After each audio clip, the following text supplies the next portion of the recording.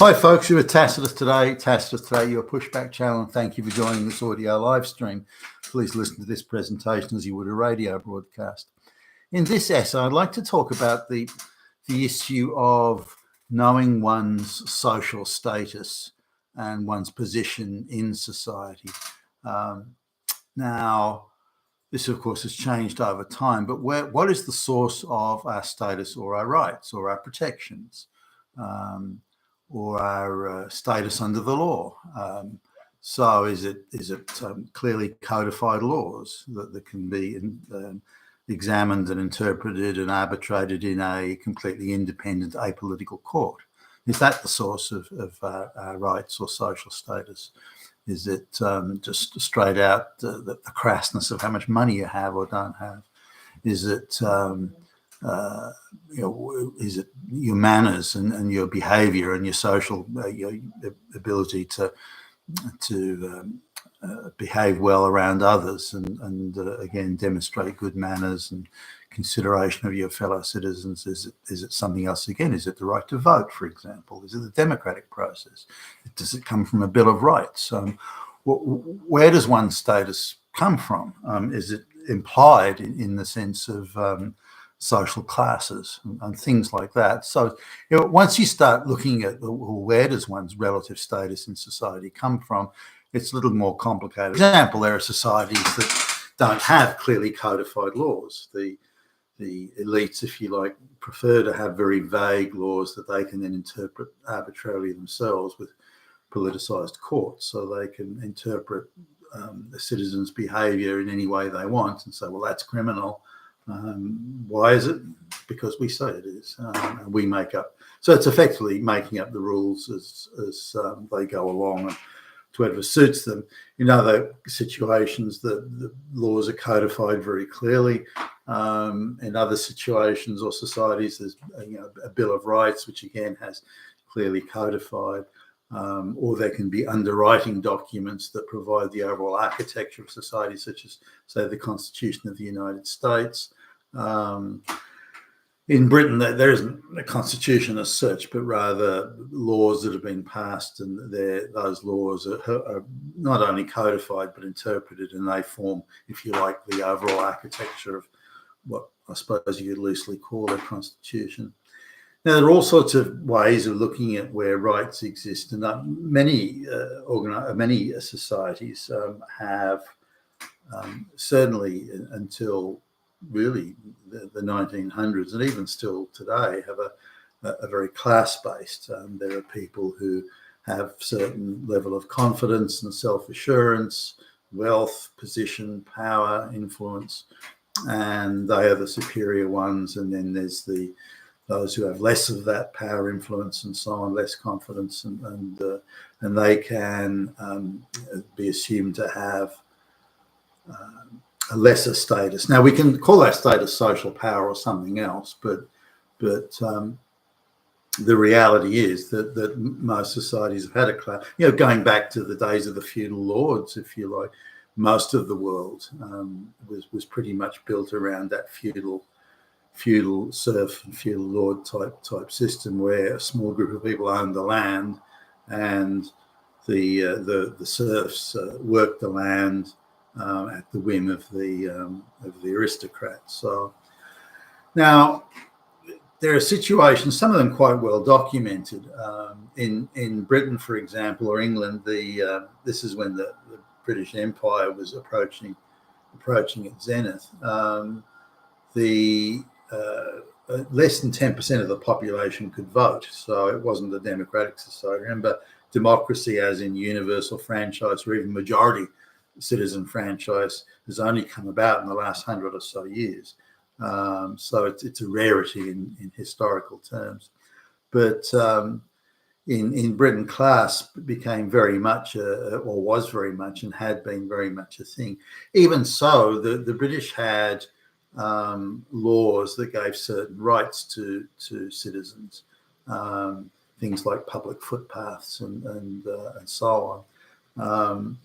Now, that may seem like no big deal, but in England, rather than a peasant having to walk around a large agricultural state owned by an aristocrat, the aristocrat had to provide pathways through the land so that the peasant could, or the serf could go from wherever they lived into the village or into the market or whatever. So that doesn't sound like much, but these little things like public footpaths enshrined in law and protected by law.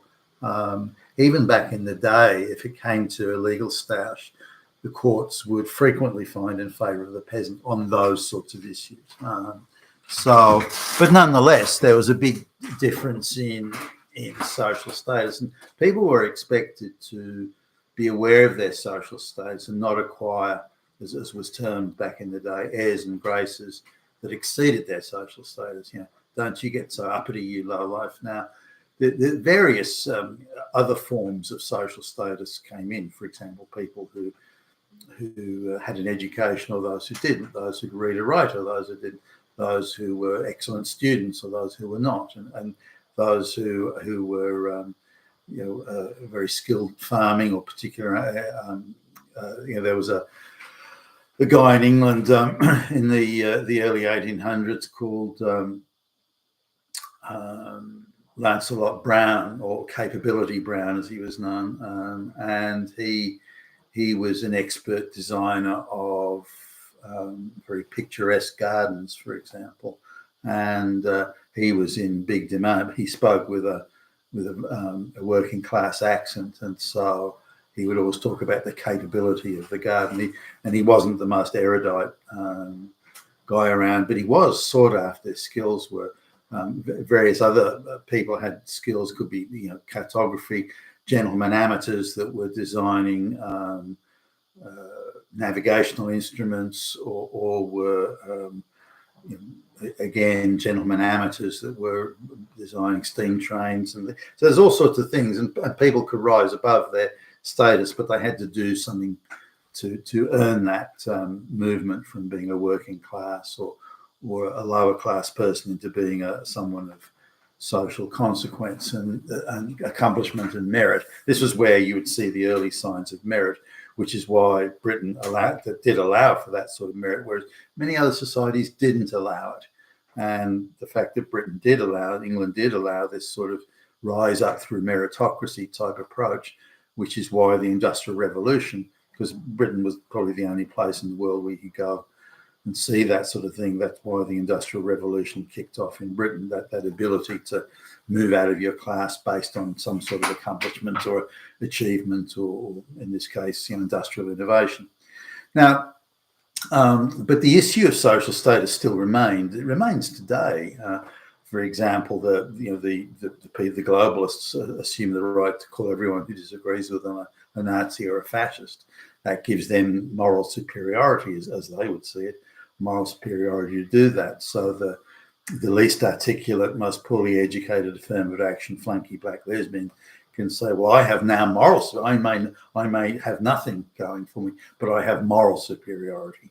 And that gives me the right to castigate others, but be shielded from any criticism myself. So there's now a new sort of neo-moral social status that's been created that is even less impressive than any other artificial concoction that's existed through time, because it has no merit whatsoever. It's a complete insane invention, not dissimilar to communism, incidentally, that all are equal and the equal outcomes and the like.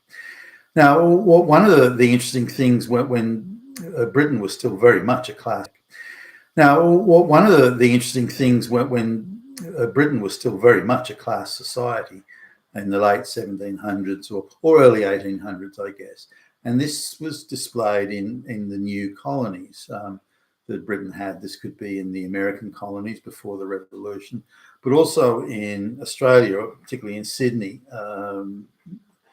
again, around 1811, 1812. A British politician or dignitary of some importance visited the colonies in Sydney, and they were shocked at how the younger people and many other people, even former criminals and convicts, who were acting and behaving as if they were the equal of anyone else in the colony. So they respected things like the law, or they respected the as long as they didn't break the law, as long as they behaved in the legal sense, then they were the equal of anybody under the law. Now, it's different. There was no sophisticated social structure in the colony of Sydney, Australia at the time, and there was practical reality. There was a lot of work to be done, and people who would do the work were needed, and people that could successfully undertake the work that was to be done, whether it was growing crops or looking after animals or stonemasons doing buildings or whatever it was, but there was practical work to be done. And so the relative social power of people was derived from, firstly, their observance of the law, but also because they were doing practical, needed, necessary work, and that had great value to the community at the time. It could be like building a dam, for example, or digging a well, or building a road, these practical things, building a hospital. And so this had a great leveling effect on the people in the colony, and that in a social class status, at least, nobody was really better than anyone else. Now, sure, there was an administration, like there was the governor and the lieutenant governor, and there was a handful of officials that probably would have thrown their weight around. But the governors as well were very mindful of the practical reality, getting work done, getting the job done, getting the infrastructure built up. And they were keen for anyone who was there, be they an ex-convict or be whoever they are, can you do this job? And that became the more important issue, rather than class, or whether somebody was a serf or an aristocrat or had pretensions in any direction, and so on. Now, the British, his name escapes me, but he observed this, that the younger people, and people generally, they had no respect for his social status. That in England he was someone of great social status, and these people, these ex-convicts or the children of convicts or whatever, these people who in his view were nobodies, they didn't show him the proper respect. They didn't bow their heads and doff their caps and do things that the lower classes would do in England, so that the class consciousness had began to disappear. And it was the law that mattered, or one's practical ability to get work done that mattered, and those things were around social status and views of equality. So he went back to England and sort of sounded the alarm. He was concerned about this. The government too was concerned. How come these lower class people weren't respecting their betters? And they sent out a guy called Commissioner Bigge, B-I-G-G-E, and he was sent to look at the colony and effectively doing a sort of an audit, I suppose, on the administration of the then governor, Lachlan Macquarie, and who is in hindsight considered one of the early great sort of governors of the colony of New South Wales, it was called, based around Sydney, and his accomplishments and his support of those who were prepared to do practical, worthwhile things is what transformed it from just being a convict colony into being a viable place where people might want to come to live. And of course, the rest is history as we look at Australia now. But Lachlan Macquarie was one of the big prime movers in turning it again from a convict hangout to not the convicts weren't still arriving, they were, but he would put them to productive use. What skills do you have? What can you do? And then Macquarie and his people would make assessments as to, okay, I think we can teach you to do this or that or the next thing, or you're at least a willing worker, and you can become a free citizen, and this sort of thing. Now, people were options that weren't really available to people in Britain were available at the discretion of the governor, of course, to offer these things, and the governor did do it.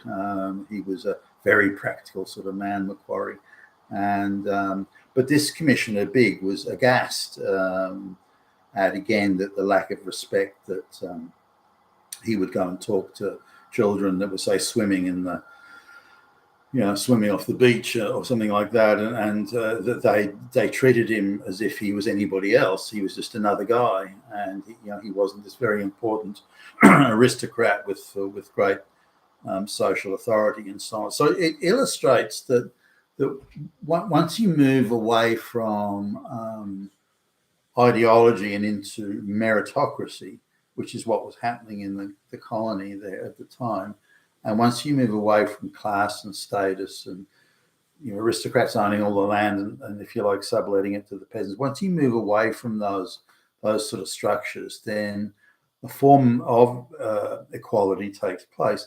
Now, it doesn't mean that there are no laws and there are, no one needs to be polite or helpful to another citizen, or, the Good Samaritan suddenly has gone. It doesn't mean any of that. What it means is that in a merit-based society, it's the truest form and the closest in organic terms that we will ever find in order to achieve equality. Now, will it be absolute equality, as in absolute, perfectly equal outcomes? Well, no, of course not. And the artificiality and the inefficiency that has to be forced in any society that must endure this artificial ideological equal outcomes thing. But in terms of merit, if you're equal to your abilities, rather than to any class, or you're a serf or a peasant, or if you're equal to your abilities and your willingness and preparedness to contribute and to accept the personal responsibility and to be equal before the law, that's very, very important. And that the law must be clearly codified. It can't be just arbitrary bullshit where the government decides or the people in power decide. When you have those things, that is the truest measure of equality, the inorganic, practical reality terms that any society can ever get to.